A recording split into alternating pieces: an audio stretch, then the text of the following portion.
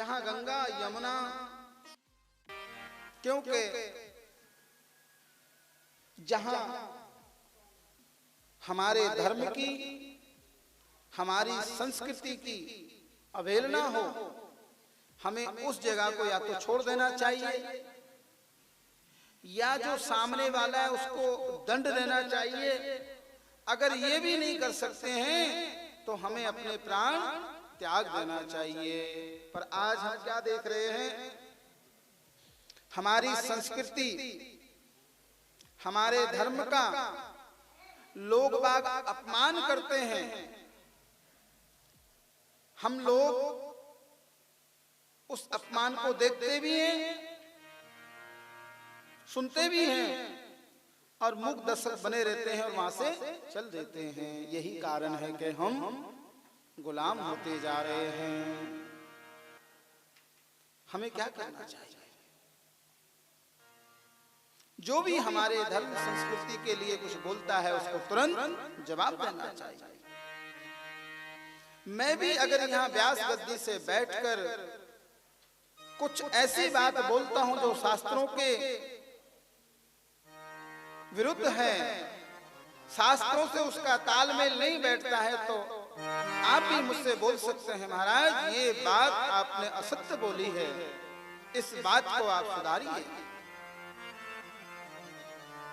शास्त्र सम्मत ही बात करनी चाहिए व्यास गद्दी पर बैठ के। पर आजकल हम क्या देख रहे हैं, व्यास गद्दी पर बैठ के जो नए नए व्यास बन रहे हैं,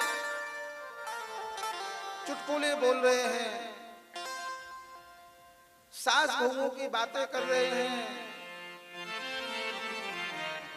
कोई मदिरा के फायदे बता रहा है, एक वो हमारी कथावाचिका है, वो मदिरा के फायदे बताती है।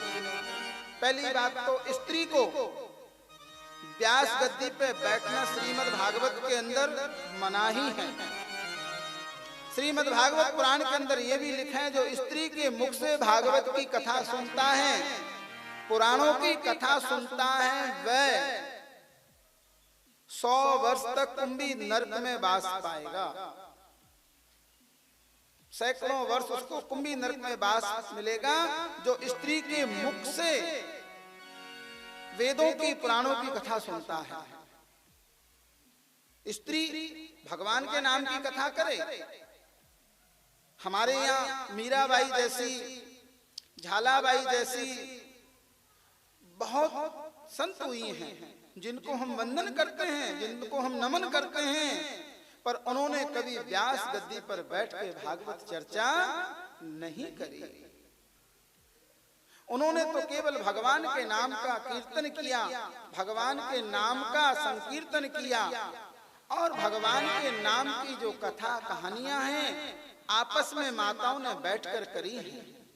जैसे आप करवा चौथ की कथा करती हैं, अहोई आठे की कथा करती हैं, एकादशी की कथा करती हैं, सब माताएं बैठ के करती हैं, उसका कोई दोष नहीं है।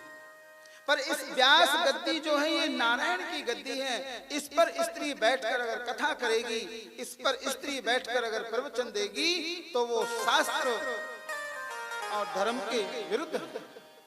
पर कलिकाल है और वो कथा करने के कोई ऐसे आपको कथा सुना के नहीं जाते हैं। 11 लाख रुपए दक्षिणा लेती है जब आपको कथा सुनाएगी, बगैर 11 लाख रुपए के आपको कथा सुनाने नहीं आएगी। एक हमारे मारवाड़ की बच्ची है जिसको जया नाम है, पर अपने नाम के आगे किशोरी लगाती है। किशोरी लगाने से कोई किशोरी थोड़ी बन जाएगा। कहाँ किशोरी जी हमारी श्री राधा जी, कहाँ किशोरी हमारी माता सीता जी, जिनको हम किशोरी कहते हैं। पर वो जो एक बच्ची है अपने नाम के आगे जया किशोरी लगाती हैं, वो भी नानी बाई का मायरा पढ़ने के 5 लाख रुपए लेती है। अब तो 2 सालों से वो भागवत कथा भी करने लगी है, राम कथा भी करने लगी है, उनके 11 लाख रुपए लेती है। अब आप लोग समझदार हैं या मूर्ख है, मैं नहीं समझता। 11-11 लाख रुपए देके, 21-21 लाख रुपए देके भगवान के नाम की आप कथा सुनते हैं और साथ में अपने नर्क के द्वार भी खोलते हैं। कहीं पे भी कथा हो ऐसी कथाओं में नहीं जाना चाहिए। जो भी दान पुण्य करना है हमें सोच समझ कर करना चाहिए। एक बात और बोलूं, आपका 1 रुपया दान किया आपके लिए एक नरक तैयार करता है। कैसे करता है समझ लीजिए। आपने रास्ते चलते भिखारी को 1 रुपया या 2 रुपए दिए। आजकल तो 1 रुपए की कोई वैल्यू नहीं है, 5 या 10 का नोट आप दे देते हैं कि वो जेब में 1 रुपया होता ही नहीं है। वह भिखारी 2, 5, 10 रुपए दिन भर मांगता है, 100-200 आदमियों के पास जाता है, उसके पास शाम को 500-700 1000 रुपए हो जाते हैं। उन 1000 रुपए से वह कोई अन्न क्षेत्र नहीं चलाता है, वह कोई गौशाला नहीं चलाता है, उसकी मदिरा पीता है,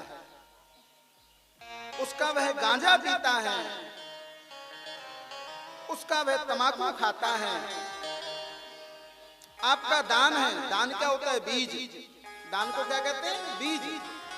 अब जैसा आप बीज डालोगे तो वैसा आपको फल प्राप्त होगा। इसलिए भूल कर भी इस तरीके से दान ना करें। अब आप बोलोगे तो फिर हमारा भला कैसे होगा? आपका भला होगा। दानों में दान श्रेष्ठ दान है अन्नदान। आपकी समृद्धता है तो उसको बिठाकर आप भोजन कराइए, उसको चाय पिला दीजिए। अगर आपकी समृद्धता नहीं है तो हाथ जोड़ लीजिए, पर उसको भूल कर भी 1 रुपया या 5 रुपया मत दीजिए, क्योंकि वह आपके लिए नर्क तैयार करेगा। आप गौशाला में जाकर दान करिए, जिन संत महापुरुषों से आप जुड़े हुए हैं वहां पर जाकर दान करिए, क्योंकि दान हमें सोच समझकर करना चाहिए। बमूल का पेड़ बीजेंगे और हम सोचेंगे इसमें आम लगेगा तो नहीं लगेगा, क्योंकि बमूल का पेड़ बीजा है। कहावत भी है ना, बोया पेड़ बमूल का आम कहां से खाए। तो दान करते समय हमेशा ध्यान रखिए, किसी ऐसे ब्राह्मण से अनुष्ठान मत कराइए जो तंबाकू का सेवन करता हो, बीड़ी सिगरेट पीता हो, क्योंकि मन जानत सब बात है, जानत ही अवगन करे, काहे की कुसला हाथ दीप धर कुएं पड़े। हाथ में दीपक रखा हुआ है और कुएं में गिर रहा है तो आप उसको क्या कहेंगे?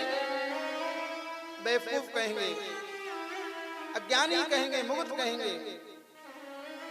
तो जिस ब्राह्मण ने कर्म कांड सीखा है, जिसने वेद पढ़े, पुराण पढ़े, तो उसको ये भी पता है कि स्कंद पुराण में, ब्रह्म वैवर्त पुराण के अंदर साफ साफ लिखा हुआ है कि तंबाकू खाना गौरव खाने के बराबर है। फिर भी मुंह के अंदर गुटखा डाला हुआ है, बीड़ी पी रहा है और भगवान का अनुष्ठान करा रहा है, तो समझ लीजिए वह तो नरक में जाएगा, आप भी नरक में जाएंगे। जो कुंचर स्नान, जैसे हाथी स्नान करता है मल मल के और बाद में धूल मिट्टी अपने ऊपर डाल लेता है। तो प्रेमी जनों, ये छोटी छोटी बातें हैं,